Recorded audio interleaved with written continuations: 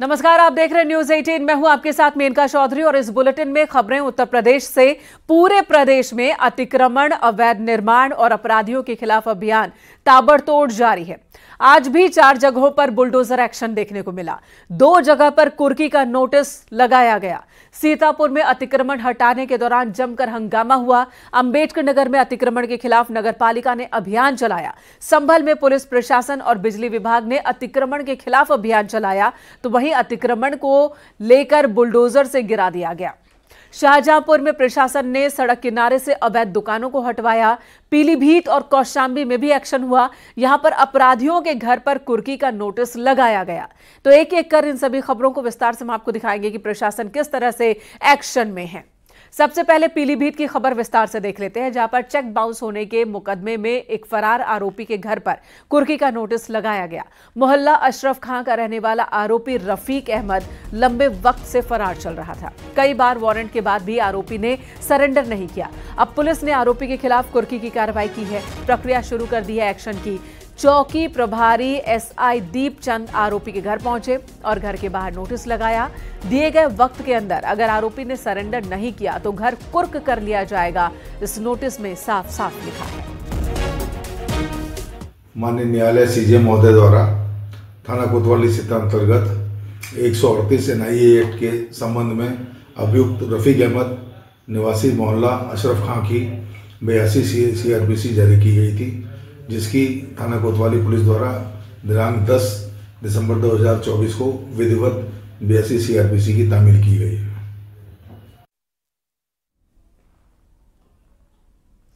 कौशांबी में रेप के आरोपी के घर कुर्की का नोटिस लगाया गया। आरोपी उमेश यादव लंबे वक्त से फरार है।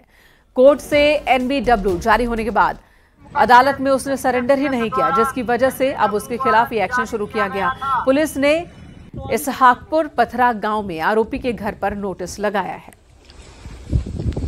आप सभी पर कारण को सूचित किया जाता है। अंबेडकर नगर में अतिक्रमण के खिलाफ कार्रवाई हुई है। नगर पालिका ने अभियान चलाया। अकबरपुर पालिका क्षेत्र में बुलडोजर वाली कार्रवाई से हड़कंप मच गया। अकबरपुर और शहजादपुर में अतिक्रमण हटाया गया। सड़क किनारे लगी दुकानें हटा दी गई। पीडब्ल्यूडी के सामने एक चाय की दुकान थी, इसे भी हटाया गया।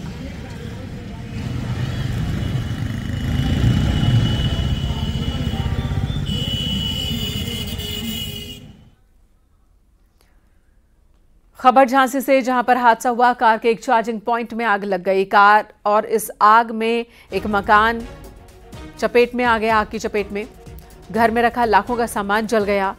शॉर्ट सर्किट की वजह से आग लगी है। फायर ब्रिगेड ने आग पर काबू पाया।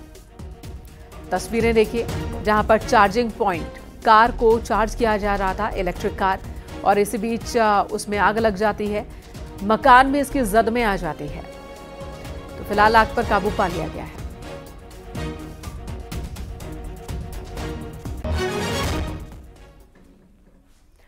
आगरा एयरपोर्ट को बम से उड़ाने की धमकी के मामले में नया मोड़ आया है। जांच में पता चला कि धमकी भरा मेल अमेरिका के आईपी एड्रेस से भेजा गया था। इंडिगो की मेल आईडी पर धमकी मिली है। विशेषज्ञों का मानना है कि ईमेल भेजने में प्रॉक्सी नेटवर्क का इस्तेमाल किया गया। अब पुलिस आईपी एड्रेस को क्रैक करने की कोशिश में है, ताकि ईमेल भेजने वाले तक पहुंचा जा सके।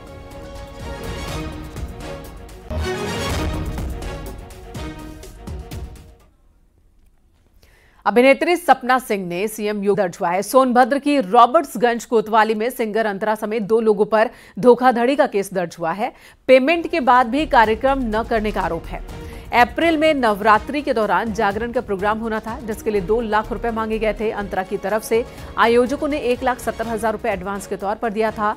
एडवांस लेने के बाद भी अंतरा ने प्रोग्राम नहीं किया था। तब तबीयत खराब होने की बात कही थी। आयोजकों ने फिर शारदीय नवरात्र के दौरान उस प्रोग्राम को करने की बात कही अंतरा से। अंतरा ने ना तो पैसे लौटाए और ना ही दोबारा प्रोग्राम किया, जिसके बाद अब आयोजकों ने केस दर्ज करवाया है।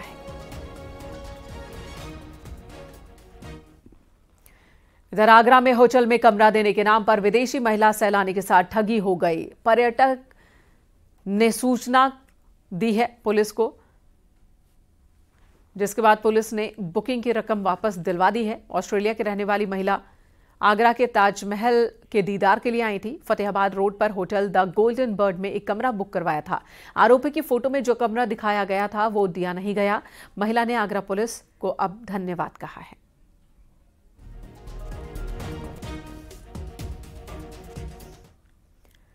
सिद्धार्थनगर में मामूली बात पर दबंगों ने महिला की पिटाई कर दी। कई दिनों से पड़ोसियों से विवाद चल रहा था महिला की पिटाई का ये वीडियो सामने आया। महिला के पति ने थाने में तहरीर देकर कार्रवाई की मांग की है। मामला टोला फुलवापुर का है।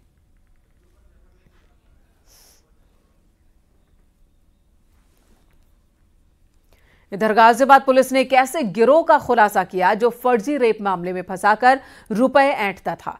पुलिस ने 2 लड़कों और एक लड़की को गिरफ्तार किया है। लड़की ने आपसे रंजिश का बदला और रुपए ऐंठने के लिए रेप की झूठी कहानी सोशल मीडिया पर पोस्ट की, लेकिन पुलिस ने साजिश का खुलासा कर दिया।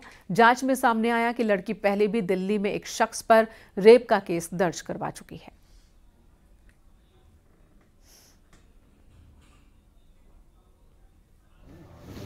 चलो एप्लीकेशन उसमें कोई परिवर्तन नहीं था। घटनास्थल सब सेम, सिर्फ तारीख चेंज करते हुए इन्होंने दूसरा एप्लीकेशन डाला जिस पर उन्होंने ट्वीट किया। ट्वीट के आधार पर पुलिस ने जांच किया। जांच में खुलासा हुआ कि लड़की जो है इसने सरताज के साथ मिल करके फर्जी एप्लीकेशन बना करके डाला हुआ है। और इस छानबीन के आधार पर जब उन लोगों को मोबाइल का भी छानबीन किया गया, इसके आधार पर फिर इन लोगों को हिरासत में लिया गया, इनसे पूछताछ की गई। इन्होंने अपनी घटना को स्वीकार किया है और इनको न्यायिक हिरासत में भेजा जा रहा है। अन्य वैधानिक कार्रवाई की जा रही है। बाराबंकी से खबर जहां पर एक महिला ने चोर की सड़क पर ही जमकर धुनाई कर दी, जिसका वीडियो सोशल मीडिया पर वायरल है। इस दौरान चौराहे पर भीड़ इकट्ठा हो गई जहां महिला चोर की जबरदस्त पिटाई करती रही। महिला का आरोप है कि चोर ने उसका जेवर चोरी किया है।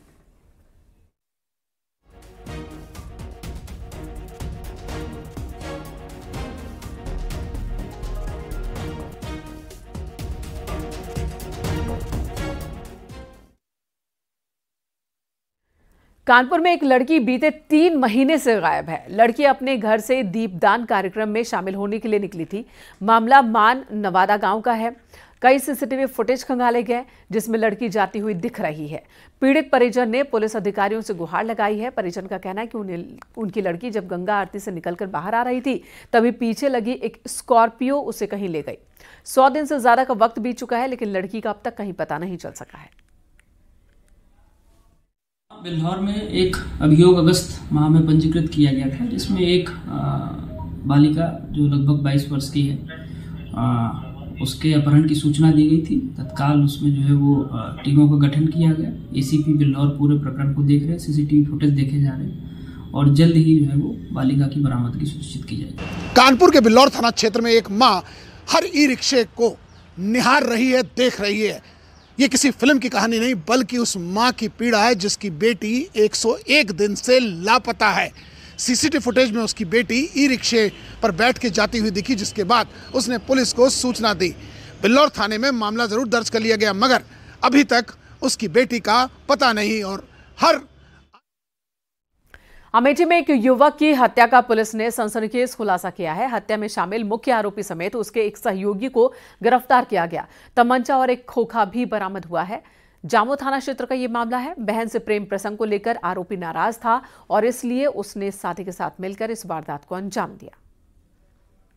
ये बताए अनुसार उसने उनके ऊपर तमंचे से फायर किया जो कि मिस हो गया।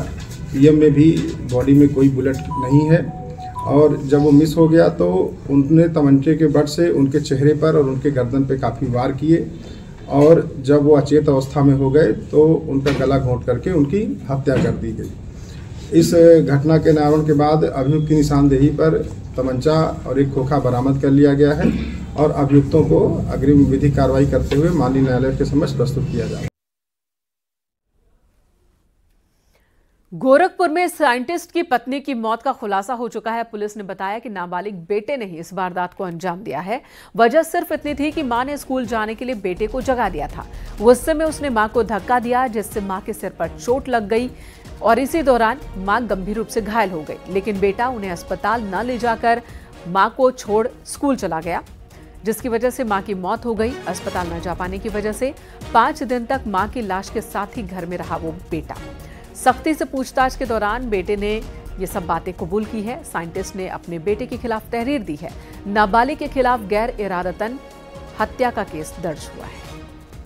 और बोल रहा था कि मैं मम्मी को बोला, मम्मी कहाँ हो, तो मम्मी को आवाज़ नहीं आई। जब कमरे में जा देखा तो मम्मी गिरी पड़ी थी, उनके सिर से ब्लड निकल रहा था। तो मैंने मम्मी को उठाया तो मम्मी का जो है सांस नहीं चल रही थी। अच्छा। बोला फिर मैं डर गया, बहुत ज़्यादा होपलेस हो गया, मैं करूँ क्या करूँ। मैं फिर ताला बंद करके फिर ये मंदिर बैठा रहा। अच्छा, किसी को उसके बाद फ़ोन नहीं किया?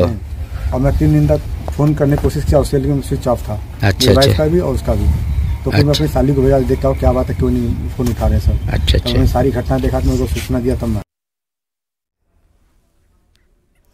मथुरा में मां पर ही इकलौते बेटे की हत्या का आरोप है। प्रेमी के साथ मिलकर बेटे को मौत के घाट उतार दिया इस मां ने। जैत थाना क्षेत्र का मामला है। मृतक के ताऊ ने आरोप लगाया है कि मां के प्रेमी का विरोध करने पर मां और प्रेमी ने मिलकर बेटे की पीट कर हत्या कर दी।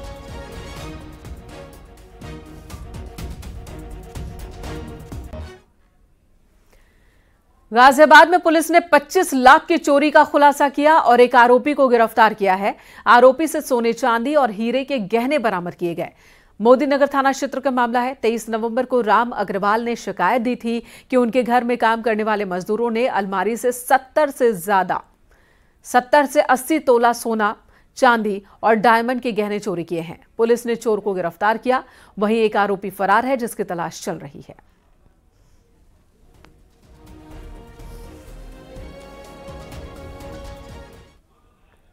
संभल जामा मस्जिद बनाम हरिहर मंदिर केस की पैरवी कर रहे सुप्रीम कोर्ट के वकील विष्णु शंकर जैन को सोशल मीडिया के जरिए धमकी मिली है। विष्णु शंकर जैन को संभल हिंसा का मास्टरमाइंड बताया गया है और धमकाया गया है। इस मामले में वकील विष्णु शंकर जैन की ओर से साइबर थाने में केस दर्ज करवाया गया है। निधि झाम नाम से एक सोशल मीडिया साइट पर हैंडल है, एक्स पर हैंडल है, और इसी हैंडल पर विष्णु शंकर जैन को लेकर आपत्तिजनक बातें लिखी गई हैं और साथ ही धमकी भी दी गई है। मुसलमानों, इसका चेहरा अच्छे से पहचान लो, और तमाम बातें लिखी हुई हैं इस धमकी में, जिसके बाद विष्णु शंकर जैन ने साइबर थाने में केस दर्ज करवाया है। अधिवक्ता विष्णु शंकर जैन ने ईमेल के माध्यम से हमारे साइबर पुलिस को बताया कि एक निधि झा बिहार नाम के एक एक्स हैंडल है। उस एक्स हैंडल द्वारा एक ऐसा धमकी भरा कमेंट करते हुए बताया गया कि पर्टिकुलर कम्युनिटी को प्रोवोक करते हुए कि इनका चेहरा है, पहचान लीजिए आप। इस बात पे उन्होंने एक एप्लीकेशन दी है। उसी एप्लीकेशन के आधार पे साइबर थाने में 17/24 अभियोग पंजीकृत किया गया है विभिन्न सेक्शन में, और आगे की विधिक कार्रवाई सुनिश्चित की जा रही है। और अगली खबर कॉमेडियन सुनील पाल किडनैपिंग केस से जुड़ी हुई। सुनील पाल की पत्नी 3 वकीलों के साथ मेरठ के लाल कुर्ती थाने पहुंची। मेरठ पुलिस ने सुनील पाल की पत्नी से पूछताछ की है। सरिता ने भी मेरठ पुलिस के सहयोग की तारीफ की। पुलिस पर केस के खुलासे का भरोसा जताया।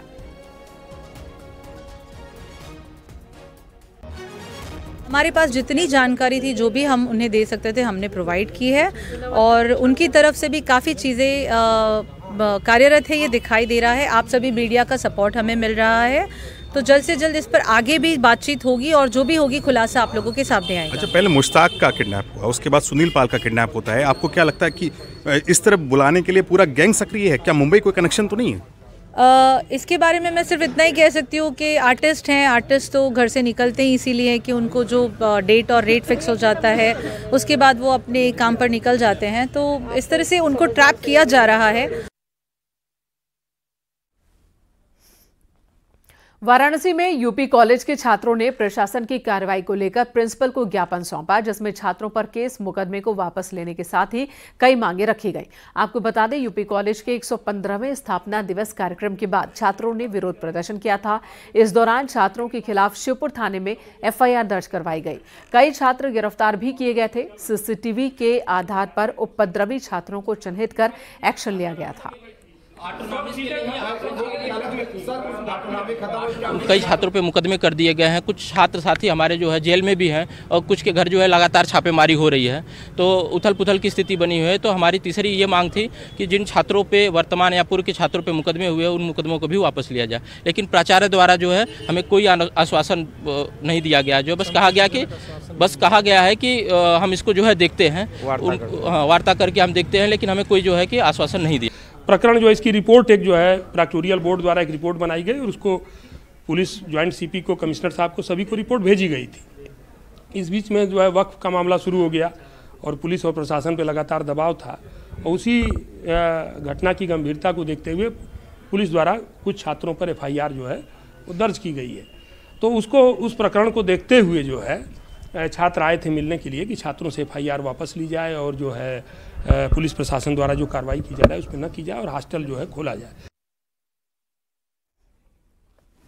बस्ती में सीएम योगी कर्मा देवी समूह के स्थापना दिवस कार्यक्रम में शामिल होने पहुंचे और इस दौरान मुख्यमंत्री ने कहा कि पूर्वांचल अब उजाड़ नहीं रहा बल्कि शिक्षा और मेडिकल के क्षेत्र में विकसित हो रहा है।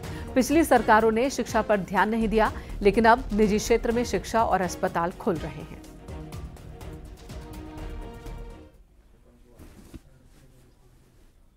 यानी जिन बातों से पहले हम भागते थे, हमारी सरकारें भागती थी, परिणाम क्या होता था?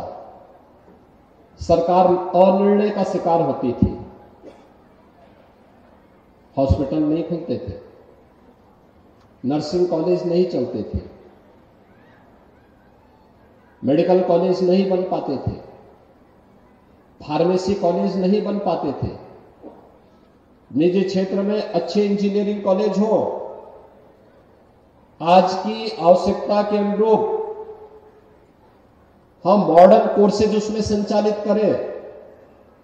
इसके लिए जो प्रयास होने चाहिए, जो निर्णय 50 वर्ष पहले होना चाहिए था, उसको हमने 50 वर्ष पीछे करके यहां के युवाओं को पलायन करने के लिए मजबूर किया। उनकी प्रतिभा को कुंद करने का तत्कालीन सरकारों ने कार्य किया और यहां को आगे बढ़ने, यहां की समृद्धि में बैरियर बनने का काम किया।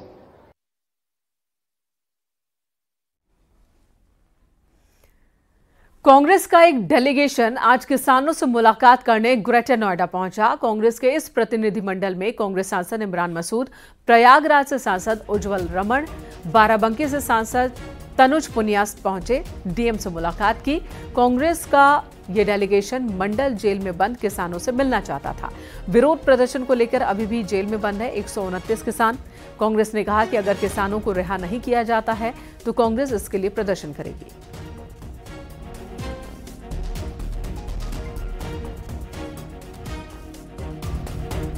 हम कोशिश करेंगे जो हमारे किसान साथी जेल के अंदर बंद हैं उन साथियों से मुलाकात हो जाए और उनको जिस तरह से हमारे पास सूचना है कि उनको बिल्कुल अलग उसके अंदर डाल दिया, तनाई के अंदर डाल दिया है, उनके साथ ज़्यादती हो रही है, तो हम कोशिश करेंगे उनसे मिल कर के और उनको क्या परेशानी हो और उसको जो भी दूर हो सकती है उसके अंदर हम कोशिश करेंगे दूर हो। उज्जवल रमन सिंह जी हमारे प्रयागराज से सांसद हैं, तनुज पुनिया जी हमारे बाराबंकी से सांसद हैं और मैं खुद, हम तीनों लोग आए हैं। अब राहुल जी ने हमें भेजा है अभी देखने के लिए, उसके बाद देखते हैं आगे क्या। जेल में बंद एसपी नेता आजम खान ने इंडिया गठबंधन के नेताओं पर मुस्लिम लीडरशिप खत्म करने का आरोप लगाया। रामपुर के एसपी जिलाध्यक्ष अजय सागर के लेटर पैड पर आजम खान का एक संदेश जारी हुआ है, जिसमें आजम खान ने रामपुर की बर्बादी का मुद्दा उठाया। उन्होंने समाजवादी पार्टी पर सवाल खड़े किए हैं कि जब रामपुर में जुल्म हो रहा था तब क्यों नहीं ये मुद्दा उतनी मजबूती से संसद में उठाया गया जितना संभल का मुद्दा आज उठाया जा रहा है। और इसी के साथ आजम खान ने इंडिया गठबंधन पर मुस्लिम लीडरशिप को मिटाने का काम करने का आरोप भी लगाया है।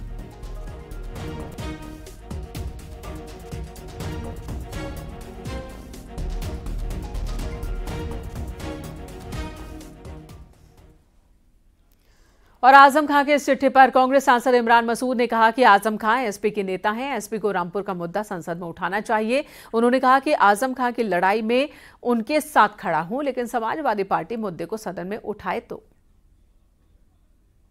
कहा जाता है आजम खान के खिलाफ जो भी उत्पीड़न की कार्रवाई कह रहे हैं कि हमारे खिलाफ हुई है, उसको लेकर अगर सपा मुद्दा उठाती है तो आप भी उस लड़ाई में साथ देंगे? निश्चित रूप से हम साथ देंगे। आजम साहब कहेंगे तो हम वैसे भी लड़ाई लड़ेंगे। अच्छा, जो बसपा प्रमुख कह रही है संभल जो मुद्दा उठाया जा रहा है, सपा कांग्रेस उठा रही है, सिर्फ एक मुस्लिम वोट की राजनीति, आपको क्या लगता है जिस तरीके से संभल प्रकरण छाया हुआ है, ये 2027 के विधानसभा की स्क्रिप्ट इसी के जरिए तैयार की जा रही है? नहीं, देखिए, संभल में 5 लोगों की हत्या हुई है कोई छोटा मोटा मामला नहीं है। 5 लोगों की हत्या हुई है और इस तरह से बयान दे देना, मैं तो बहन जी से भी निवेदन करूंगा कि बहन जी पार्टी को देखिए, पार्टी कहाँ चली गई आपकी।